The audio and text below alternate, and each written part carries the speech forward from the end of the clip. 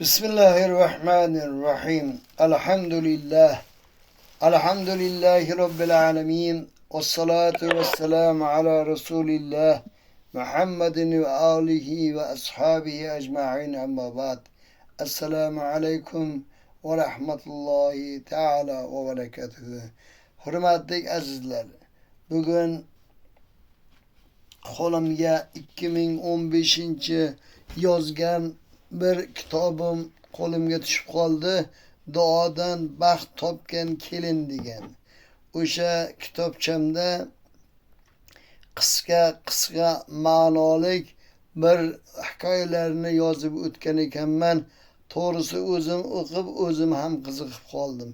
Sovet davri judayam qiziq bo'lgan, odamlar sodda, xushfe'l, qalbi pokiza insonlar ko'p bo'lgan. U paytda hozirgiga o'xshagan texnikalar rivojlanmagan. Faqat yangiliklarni televizor yoki gazetalardan o'qib eshitardik. Boshqa joydan biron bir ma'lumot olinmasdi. Radio bor edi, radiolardan ham tinglab turardik. O'sha davrlarda tashviqotni qattiqligidan va ko'riladigan choralarning qattiqligidan odamlar baland uy qurishdan qo'rqar edi. Bitta yangi mashina olishdan qo'rqar edi. Sababi bu mashinani qaysi pulga olding, bu uyni qaysi pulga qilding, tunikani qayerdan olding deb so'rab surishtirib, odamlarni qamash ko'p bo'lganligi uchun odamlar hamma narsani sodda qilar edi. Qattiq mehnat qilgan ham, mehnat qilmagan ham zavodga borib keldimi, oylik 200 so'm bo'lsa 200 olardi. Demak, qattiq mehnat qilgan ham 200 oladi, mehnat qilmagan yalqov ham shunday edi.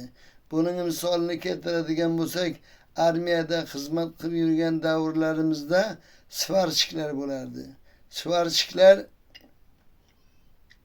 bilan birgalikda biz soldatlar ham ishlardik, ularga yordamchi bo'lib. Ularga 400 so'm oylik bersa, bizlarga 150 so'm oylik berar edi. Lekin o rus svarchiklari peshingacha ishlab, peshindan keyin bari ichkilik qidirib ketardi. Mana shunday bir davrlarda bir otaxonimiz uyini tomini oq tunikadan qilgan ekan. O'sha voqea haqida qisqagina bir yozgan ekanmiz. Shuni sizlarga bir o'qib bersam. Sobiq sovetlar davrida balandroq uy qursangiz, g'ishtni qayerdan olding? Tunikani olishga maoshing yetadimi? Mashina olsangiz nimanga olding? Kabi savollar yog'ilardi. Odamlar qo'rqqanidan tomlarini oq tunika bilan yopgani qo'rqardi. Ba'zilar oq tunika bilan yopib, oq tunikaligi bilinmasin deb ustidan boshqa rangga bo'yab qo'yardi. Oddiy ishchilardan Said Rasul amaki yoshligida oq tunika sotib olib, u bilan tomini yarmini yopgan ekan. Qo'shnisi ko'pni ko'rgan, keksa otaxon chiqib qolib, Said Rasul, "Horma, nima qilyapsan?" dedi. "Tomga tunika qoplatyapman" dedi. "Qanaqa tunika qoqyapsan?" "Oq tunika" debdi savoldan hayron bo'lib. "Oq tunikani qaysiga pulga, nimanga olding deb so'rab qolishsa nima deysan?" dedi otaxon. "Bilasiz, oyligim yaxshi, maoshimga oldim deyman." "Xo'p, maoshingga oldim dersan, ammo osmondan samolyot o'tsa, lyochiklarning ko'zi oq tunika bilan yopilgan tominga tushadimi? Tushsa nima bo'ladi? Tushsa nima bo'libdi? Sodda oq tunikang yaltirab, lyochikning ko'zini olsa, boshqaruvni yo'qotib qo'ysa, tomingni oq tunikadanligini chaqib bersa nima bo'ladi?" Shunda javob berdiki, "Shunga aqlim yetmabdi deb ko'cha tomondagi uylarni tomini shifr, ichki tomonini oq tunika qilibdi. Endi lyochikning ko'zi tomga tushmaydi, ko'zi ham qamashmaydi. Asosiysi ko'ngil xotirjam, quloq ham tinch bo'ladi." Mana soddalik shu darajada bo'lganki, demak endi ko'cha tomonni shibir qilib, ichki tomonni oq tuninga qilgan. Sababiki samolyot uchib ketayotganda lyochikning ko'zini yaltirab olib, demak avariya bo'lishligiga sababchi bo'lmaydi.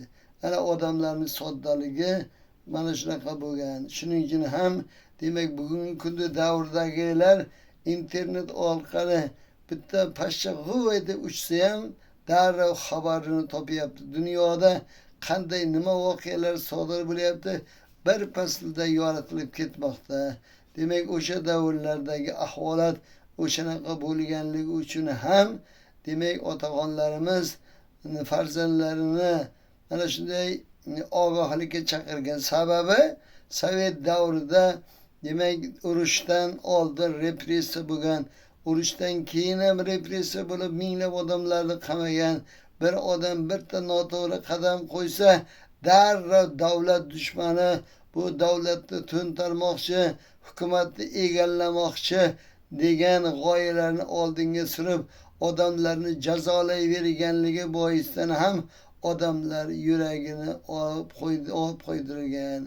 Demak, bu kitobimizda ham birinchi yozgan kitoblarimizdan biri bu kitob tinchlik masjidda xizmat qilib yurgan davrimizda hazil deb yozib qo'ygan ekanmiz. O'sha kitob bo'lib chiqib xalqqa tarqab bari sotilib ketgan ekan. Hozir shundan uyda bir ikkitasi qolgan ekan. Shuni o'qib sizlarga nima qildik, ozgina tushuntirib berdik.